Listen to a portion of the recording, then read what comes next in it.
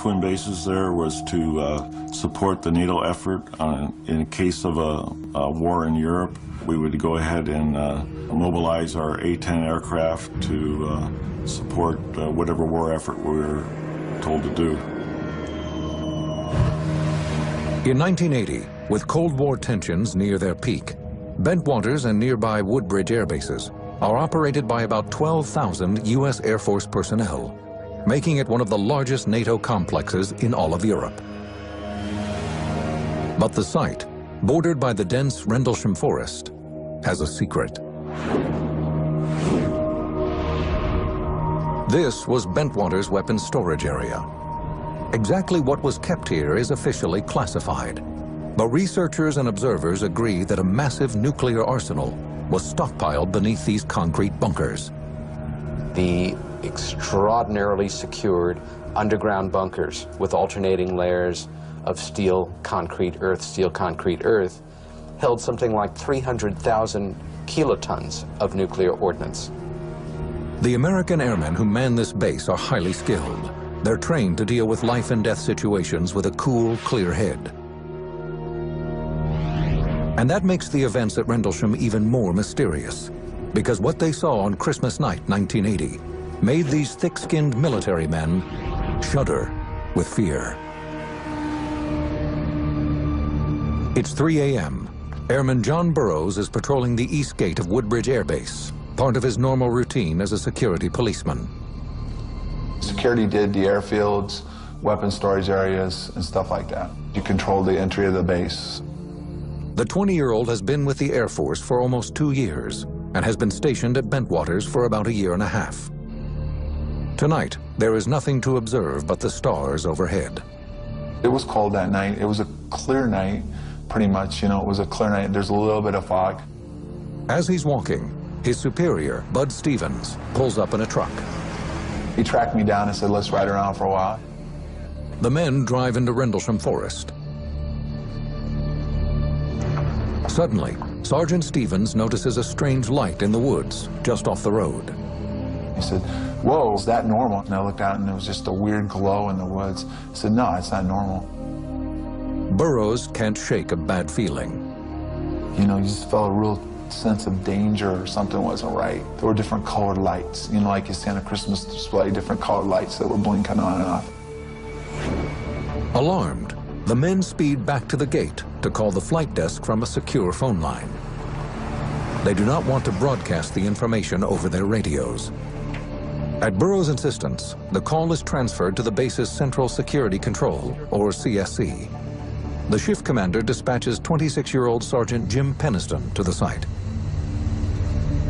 Peniston has been a security policeman with the Air Force for 7 years. They told me I need to go out the east gate. We have a situation out there. And I said, what type of situation? He said, well, I'd rather have the on-scene patrolman tell you what that is. And I says, well, can I wait? No, you gotta get out immediately. Within minutes, Peniston and his driver arrive at the east gate. Burroughs and Stevens direct his attention to the woods. I seen this multicolor, yellow and red. It was about, 200-300 meters away. And it looked like an aircraft crash immediately. That's the color that you get from titanium and fuel burning. Peniston calls back to CSC and gets clearance to investigate a possible downed aircraft. If it is an aircraft crash, we can go ahead and, render assistance and set up security for it. As part of standard procedure, Sergeant Peniston tries to gather information from Bud Stevens. And I said, well, do you hear it crash, Bud? He said, no, it didn't crash. It landed. Stevens is too frightened to help with the investigation. He returns to his post, while Burroughs and Peniston proceed without him. Soon after, they speed off with a driver and head toward the mysterious light. When they can no longer maneuver the vehicle around the dense trees, Burroughs and Peniston proceed on foot. They walk about 50 meters and notice strong interference on their radios. The farther we got into the woods, it became more and more intermediate, where it was harder and harder to talk to them. Suddenly, Sergeant Peniston feels an electrical charge in the air. I've been in excitable situations before on duty, and I know the adrenaline feeling, but this here was different. You could feel it on your clothes, your face, your hair. The closer they move toward the light, the less the scene resembles a crash. Didn't have no smell of smoke, and it was too contained. It was just like one ball out there. And we came into a clearing, and then that's when it was like a bright light lit up the whole area. It was almost blinding. Sergeant Peniston moves within 10 feet of the object, and the bright light dims. As his eyes adjust, he has trouble understanding what he's seeing. I'm a rational person. I wanted a rational explanation of what was going on. I could not come up with one. Peniston snaps pictures with his military-issued camera. The craft was triangular in shape and measured probably 9 feet wide by about 8 feet high. I couldn't tell the front or back to it. I mean, there was no engines on one side or no cockpit or nothing like that. It was all completely smooth, the outside of the craft. He then circles the object, writing descriptions in a notepad. These are the notes he wrote that night. Surface is unknown. Identity unknown. No apparent landing gear present. No sound, but appears to be operating somehow. Peniston's handwriting changes dramatically as he gets closer to the craft. I was really having problems with the type of craft. I keep saying this unknown. I have a problem with understanding what I'm recording here. When he draws near enough, he reaches out and touches the object. The fabric of the craft was smooth, like glass. It was warm to the touch, but not hot. There wasn't like lights on it. Somehow it was in the fabric of the craft. On the front side of the object, Peniston notices several strange symbols. He copies them in his notebook as well. They were like markings, not numbers, not language. There were several, maybe 6 symbols, measuring 3 feet wide. I wasn't trained for what I was experiencing. Suddenly, the object emits a blinding flash of light. The men take cover. Then the object, whatever it was, lifted up, went up, and then moved back away over the trees. The speed of the craft leaving the area was, the best way to describe it is probably in a blink of an eye. I've never seen any craft move that fast in my entire Air Force career, and I don't think I ever will again.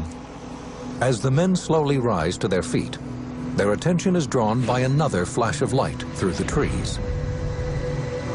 At first, they assume it is the craft, but on second glance, they realize it is the Orford Nest Lighthouse, 5 miles away. Burroughs and Peniston check their radios. They're working again. It is now around 5 a.m., roughly 2 hours since they first spotted the mysterious lights in the woods. They contact the CSC, and their commander orders them to rendezvous with a security team back at the East Gate. So we were like, what are we going to say? We can't explain what we saw. We can't explain what just happened. Later that morning, the men are brought in for debriefing. Peniston is reluctant to divulge everything he witnessed. It was not a good career move to report exactly what we seen. I went into the shift commander's office with Burroughs, and we gave a sanitized briefing of what happened that night. After the debriefing, Peniston says the shift commander issues him a thinly veiled warning. Gentlemen, he says, Project Blue Book ended in 1969, and sometimes things are best left alone. Project Blue Book was the code name for the U.S. Air Force's controversial UFO investigation unit. During the course of our investigation, before it was disbanded, its goal was to determine if UFOs were a potential threat to national security. Despite his commander's warning, Sergeant Peniston can't put the strange encounter out of his mind. I got back to my house and I couldn't go to sleep. I'd probably sat around the house for maybe 2 or 3 hours. And finally I said, well, I got to go back out there. He returns to the site with some plaster of Paris. His plan? To make casts of any indentations left by the craft. I wasn't going to leave there until I had answers. I wanted something tangible. He spots 3 round impressions in a symmetrical pattern on the ground. They are a few inches deep and roughly 10 feet apart. They measured exactly the same distance apart, each of the pods, approximately 2 to 3 inches thick. These are the casts made by Peniston the morning after his sighting. He believes they show the marks left by the craft when it landed on the forest floor. He decides not to show them to his superiors. Along with his notes and roll of film, the sergeant now has the 3 plaster molds to help back up his story. But Peniston's physical evidence doesn't solve the mystery of Rendlesham. Just 2 nights later, the UFO returns. And this time, the deputy base commander makes a chilling record of his own encounter. Well, we're observing what appears to be a beam coming down to the ground. This is unreal.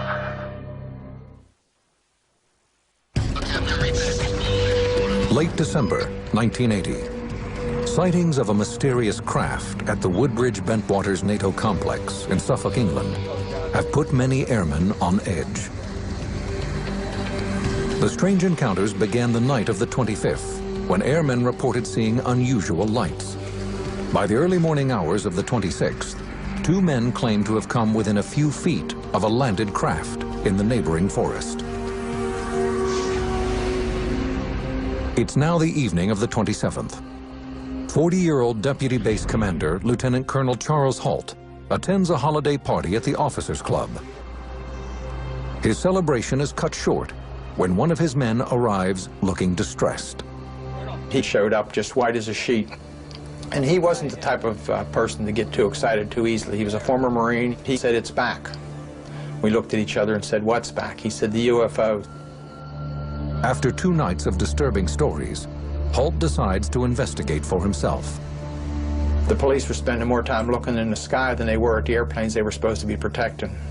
It's time to put this to rest. Holt instructs a 3-man security team to assemble their gear and meet him at his quarters. Within minutes, they head toward the Rendlesham forest. By the time Holt arrives, a security cordon has been established around the perimeter of the woods. Holt is briefed on the situation and is told that the UFO is no longer visible, but the men are experiencing mysterious outages in their high-powered floodlights called light-alls. Holt and his team collect their gear, a still camera, a Geiger counter for measuring radiation, and a night vision device called a starscope. I took my small personal cassette recorder, which I carry just about everywhere with me, just to record the events. The team heads into the dark woods. And I was going to investigate and show that there was definitely a good, reasonable explanation for everything. The following is the recording Holt made that night. 150 feet or more from the initial, I should say, suspected impact point. Having a lift going, we can't get the light all to work. Seems to be some kind of mechanical problem.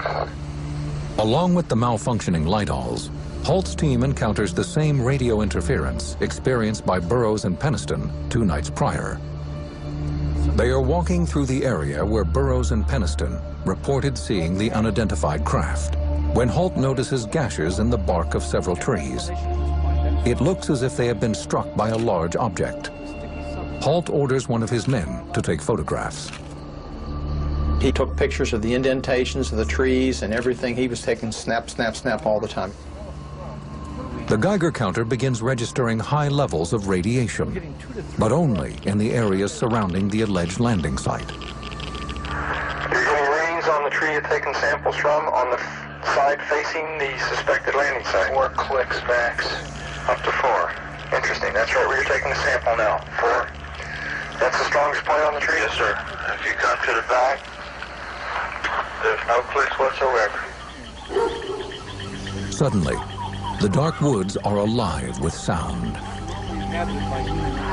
We're hearing very strange sounds out of the farmers' barnyard animals. It's very, very active, making an awful lot of noise. All the animals in the forest were acting up, making a lot of noise, and the barnyard animals from the farm, which was on the adjacent side of the particular location, were also acting up. One of his men points out a glowing light in the distance. With his tape recorder rolling, Holt documents every moment of this encounter. You just saw a light there. Where? Right in this position here, straight ahead, in between the tree. There it is again. Watch. Straight ahead off my flash right there, sir. There it is. Hey, I see it too. What is it? We don't know, sir. And we saw this bright red glowing object. It looked like an eye. It's the best way I can describe it. It was bright red, had a dark center, and appeared like as though it were winking. We're about 150 or 200 yards from the site. Everything else is just deathly calm. There is no doubt about it. There's some type of strange flashing red light ahead. It's yellow. I saw a yellow tinge in it too. Weird. It appears to be maybe moving a little bit this way. It's brighter than it has been. Yellow. It's coming this way. It is definitely coming this way. It was moving through the trees, horizontally, but also traveling vertically. In other words, it was zigzagging through the trees and dripping what appeared to be, the best way I can describe it, as molten metal. Holt and his men pursue the object into a nearby field. As we approached, it receded. It went away from us and went out into the farmer's field. It stayed there for probably 20, 30 seconds, maybe a little more. The pieces of it are shooting off. There is no doubt about it. This is weird. And then it silently exploded and broke into multiple white objects. So we went into the field and searched around on the ground looking for burnt marks or evidence of whatever was coming off the object. The men find nothing in the field. Overhead, the object makes a sudden turn. It approached us at very, very high speed. Hey, here he comes from the south. He's coming toward us now. It stopped overhead and sent down a beam. The best way I can describe it is like a laser beam. Now we're observing what appears to be a beam coming down to the ground. This is unreal. It was a steady, constant beam as far as the diameter. It fell at our feet, and we all just were in awe. And I thought, was it trying to signal? Is it trying to warn us? Is it threatening us? And just as suddenly as it appeared, the light went click and was off. The object speeds away. The team watches, mesmerized, as it moves over the base and continues to beam lights to the ground. To some, it appears that the light is beaming directly into the base's weapons storage area, where nuclear missiles are reportedly housed. There's one object still hovering over Woodbridge Base at about 5 to 10 degrees off the horizon, still moving erratic and similar lights and beaming down this area. At this point, Holt's recorder runs out of tape. A craft is still hovering in the distance, but Holt and his team aren't sure what to do next. There's no protocol for what they've just encountered. Unnerved and exhausted, the men head back to base. Airman John Burroughs, who had witnessed a UFO 2 nights earlier, arrives at the site, along with Sergeant Adrian Bustinza. Burroughs is immediately concerned by the behavior of the men returning from the field. They were kind of, I don't know, they were weird. I mean, they were upset. After a brief conversation, Burroughs spots a blue light glowing in the same clearing Holt has just examined. The airman is determined to investigate further. I was bugging him, come on, Colonel, let me go out and see. I want to see what it is. So he finally authorized myself and Bustinza to go forward just to get a closer look. The men head toward the strange blue glow in the field. Adrenaline quickly takes over, and Burroughs breaks into a run. As I was getting close to whatever it was, all of a sudden it was gone. The field is thrown into darkness, leaving the airmen scared and confounded. It just was gone. And I'm standing out in the field, and there's nothing there.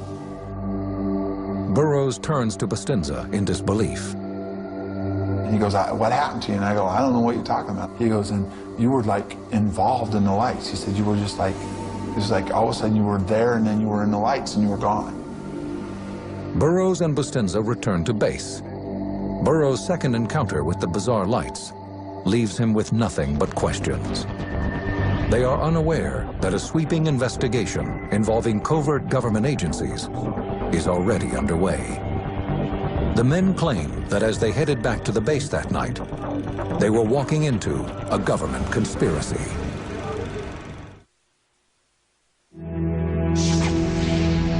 January 1981. Rumors are swirling around the Woodbridge-Bentwaters air bases in eastern England after mysterious UFOs are sighted by the U.S. Air Force personnel stationed there. Many of them were some years into their tour of duty. These were highly trained witnesses. It's not as if they'd all just turned up there the night before. The military investigation that followed remains controversial to this day. Those who say they witnessed the UFOs believe the military was more interested in damage control than in finding the truth. What our government did in the name of secrecy to these individuals is absolutely shameful. According to these airmen, they soon became unwilling participants in a government cover-up. Initially, the investigation follows standard military procedure. Deputy Base Commander Charles Holt, a witness himself, begins debriefing the airmen who reported seeing the craft. I had no choice. I couldn't ignore it. There were so many witnesses and so many people at so many different places. John Burroughs, who witnessed the UFOs on both nights, says his interview is clear-cut. He took our statements, kind of looked at them, said it was really a wild thing, and there's really no explanation for what's going on, and that's how it was kind of left. Others, like Sergeant Jim Peniston, say that after their meeting with Holt, a long and disturbing process begins. 2 weeks after his initial interview, Peniston is called for another debriefing. This time, it is with a high-ranking team of investigators, the OSI. The OSI is the Office of Special Investigations. It's, how shall I say, the discreet police is one way to put it. And they are there to police the US Air Force. And they can actually walk into an office of a general and, you know, even arrest him, if you like. That's how powerful they are. When Peniston enters the room, the mood is ominous. He begins to give a statement and offers the investigators sketches and notes of his encounter. According to Peniston, the rest of the interview is a blur. To this day, he has a difficult time recalling precisely what tactics the OSI used to extract his information. They took extra steps to make sure I was telling the truth. Sodium pentothal. I'm sure I gave a release for that.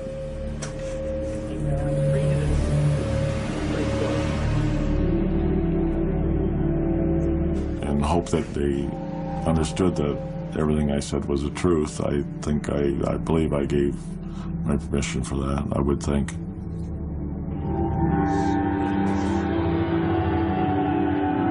To Peniston, the military's investigation takes on a sinister tone as more men are called in for questioning. Shortly after the event, Sergeant Adrian Bustinza, who had accompanied John Burroughs to the field, is led to a room beneath the base for questioning. Even now, Bustinza refuses to speak publicly about the events of that night. According to author Georgina Bruni, he later confided in her. They said to him, look, you know, what you saw was a light from the local lighthouse. And he said, no, I saw much more than that. It was more than that. No, you don't get the picture, do you? And they would not let him go until he agreed that what he saw was the lighthouse. And the moment they said to him, bullets are cheap, a dime a dozen, is when he said, okay, it was the lighthouse. Other witnesses also say they are told to drop their stories about seeing a UFO. We were told that we couldn't talk about it, was to treat it as top secret, and that was it. We never talked about it. According to Airman Burroughs, the signs of a government cover-up are obvious. Shortly after his interrogation, Burroughs is back on guard duty. As he makes his rounds, he can see that the woods are bustling with activity. There was vehicles leaving Woodbridge going out into the forest. There was helicopters flying around out there, so there was some stuff going on out there. Exactly what, I don't know. Deputy Base Commander Charles Holt is also aware of covert activities going on at the base. I heard some stories that were substantiated by several people that a plane load of people did come in a day or so later and did do a lot of investigating. Penniston and Holt claim they took pictures of the mysterious craft they encountered. But when the prints return from the base's photo lab, they are blank. The pictures are whited out, most of them. I thought that was really unusual, and I believe that the photos that I got were intentionally just whited out photographs. That's what I believe. Even Lieutenant Colonel Holt, the highest-ranking eyewitness, believes he is being kept in the dark by the military. As the investigation continues, he's asked to type up a memo based on his interviews with other witnesses and submit it to his superiors. Holt's understanding is that the document will be shared with the British government. Holt does as he is told and submits a memo entitled Unexplained Lights. He writes, "The individuals reported seeing a strange glowing object in the forest. The object was described as being metallic in appearance and triangular in shape. It is not a definitive report.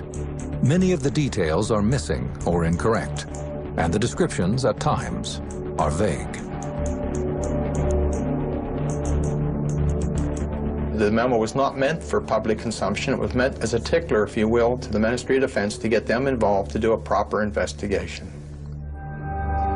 His superiors filed the memo away, and the strange lights never returned to the base. Eventually, rumors of an extraterrestrial craft die down. For 3 years, the public is kept in the dark about what happened at the air bases. Then, in 1983, a new witness surfaces with a startling claim about the UFO encounter, one that will only deepen the mystery of Rendlesham.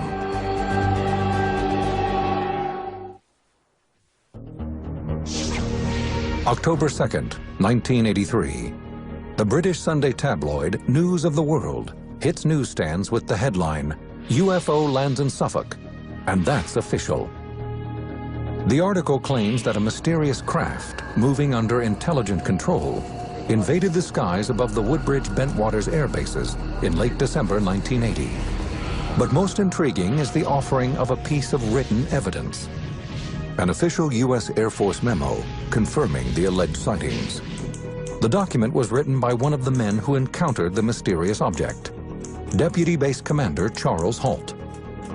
Every local radio, TV station, Japanese TV, German TV, I had people swarming all over the place wanting to know the real story. From there onwards, every single newspaper in the United Kingdom was featuring this story for about a week.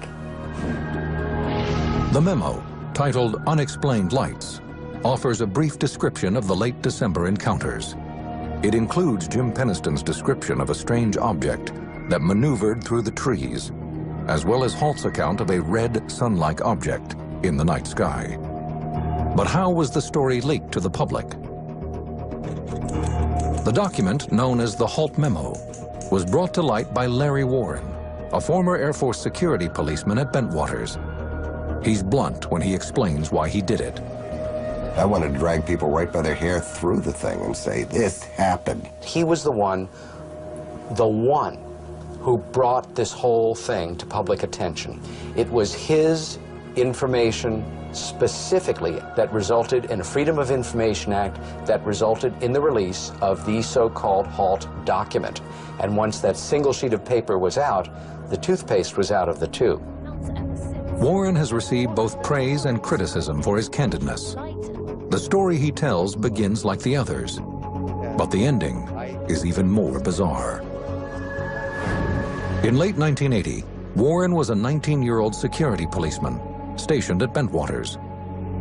According to Warren, after midnight on December 29th, he is removed from his post and ordered to the woods to assist with Colonel Holt's investigation. When he reaches a clearing, he sees a group of military personnel surrounding a glowing object. in this field was this object on the ground. It's like a science fiction movie, but there was something alive associated with it. It didn't come out any doors, there were no windows, it was this thing, and it was changing all the time.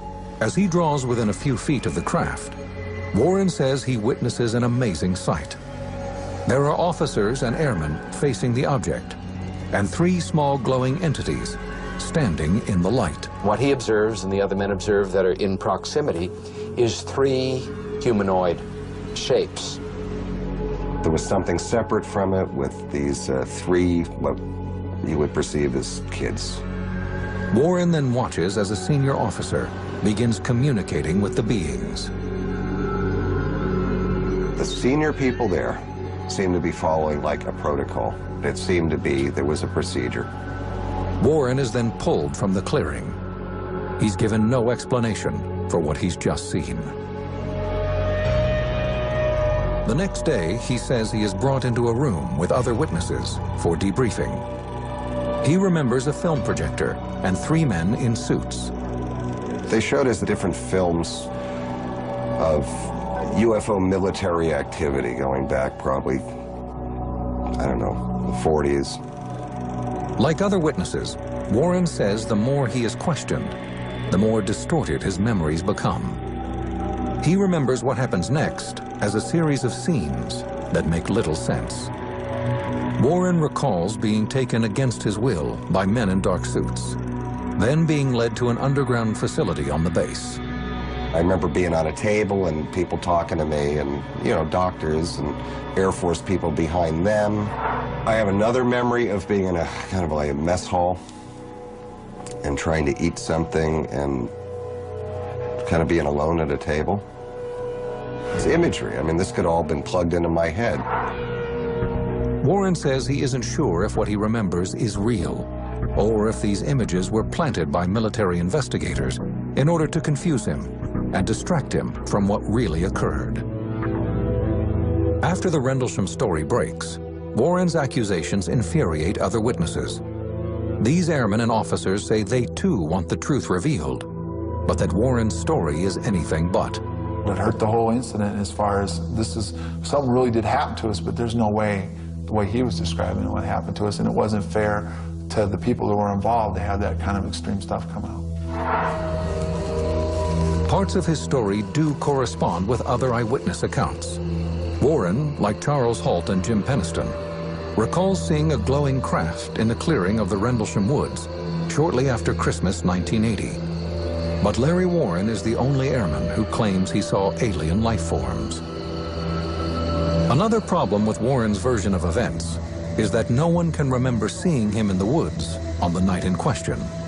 Nobody ever recalls him being out there that night. Nobody I've talked to all the players and just about everybody was on the, even the fringes, and nobody remembers seeing Larry Warren anywhere except around the base in training.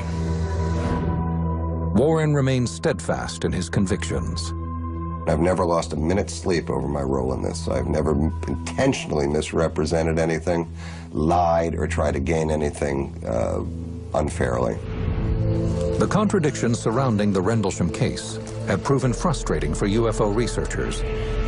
While there are multiple credible witnesses, airmen trained to be good observers and remain calm under extreme circumstances, the discrepancies between their stories are difficult to ignore. In the years that follow, researchers struggle to unravel the mystery. Then, in 2002, declassified government files reveal new facts about those mysterious nights in the woods. Which could have been the spot where the alien craft landed. Since 1983, the Rendlesham UFO incident has garnered attention around the world. But to this day, there is still no explanation for what U.S. Air Force personnel claimed they saw in the woods and skies of Suffolk, England. Some experts who have reviewed the reports of strange lights and a glowing spacecraft have concluded that these sightings are a simple case of optical illusion. Retired Air Force Major and astronomer James McGahey learned about the incident by chance. I first heard about the Rendlesham Forest case in 1983 when I was at the base conducting a military exercise there on temporary duty. During his tour, he discovers that 5 miles from the twin bases, on the shores of the North Sea, sits the Orford Ness Lighthouse. McGahey feels that witnesses mistook this lighthouse for a UFO. If you're out in a dark sky on a cold night in December, and a lighthouse is swinging through the trees with this bright beam of light passing through the trees, it's going to have some strange, unusual effects. Light is going to get scattered by the trees. John Burroughs did mention this lighthouse in his first statement to his superiors. In the report, he says that after the mysterious lights disappeared, he thought the lighthouse was another craft, but quickly realized his mistake. I want to clarify something. This is always somebody who tries to twist it. If you read the statement, especially mine, it clearly distinguishes between what we saw at the beginning and then we did see a beacon light and we followed it. Nowhere in my statement does it say I felt the beacon light was the object. I've done a whole lot of research on this lighthouse. You know, you can talk about it from here to eternity. And there's absolutely no way that a lighthouse can travel 5 miles, go in and out of trees, shoot beams down to the ground. So anyway, it's not a lighthouse. But McGahey claims there is a second explanation for the lights in the sky that has nothing to do with UFOs. On the night of the 25th, at around 9:30 in the evening, a Cosmos satellite re-entered the Earth's atmosphere. It would have looked like a fireball, which is a very, very bright meteor. For nearly 20 years, skeptics and believers continue their search for answers. In 2002, thanks in part to researchers like Georgina Bruni, the British government finally releases a new set of records. The files provide additional information about the case, but also raise new questions. They make it clear that the British government investigated the mysterious sightings back in 1981. This fact seems to indicate that military investigators did not believe the sightings were caused by a lighthouse or a satellite. But the files also reveal some of the shortcomings of that investigation. We discovered that some of the radar facilities were actually faulty. The cameras were faulty on the nights in question, or allegedly faulty, that the films were missing. At the time, investigators based their research on the original memo written by Lieutenant Colonel Charles Halt. His document states that the first event occurred on December 27th, but the sightings actually began on the 25th. Halt's mistake has caused researchers to examine the wrong nights for 20 years. It is a frustrating revelation for Nick Pope, an official with the Ministry of Defense. Here we had possibly the most significant UFO event ever to have taken place on British soil, and yet not only were the dates wrong, but crucial days had been lost. Moreover, much has been left out of the files. Researchers hope the U.S. and British governments will release further information, including pictures taken by Air Force personnel on the nights of the sightings. These are the only photographs that remain from the investigation. They show authorities examining the alleged landing site, but the pictures reveal no evidence of a landed craft.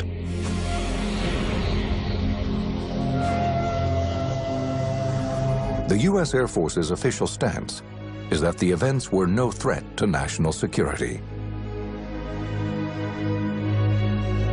To many, this statement doesn't ring true. If, in fact, nuclear weapons were housed at the base, then the military would have been very concerned about reports of an unidentified aircraft. We had objects flying over the weapon storage area shining beams down to the ground. If that ain't defense significance, what is?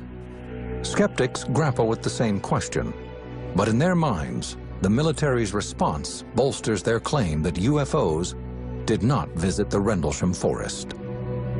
This was during the Cold War. You have to realize that security was fairly tight. Anything that would happen near the flight line when you have these high-value asset aircraft, tactical aircraft, or in weapons areas would immediately cause a response by the entire base. Everybody on the base would have been woken up and been reacting to something like that. And of course, that didn't happen.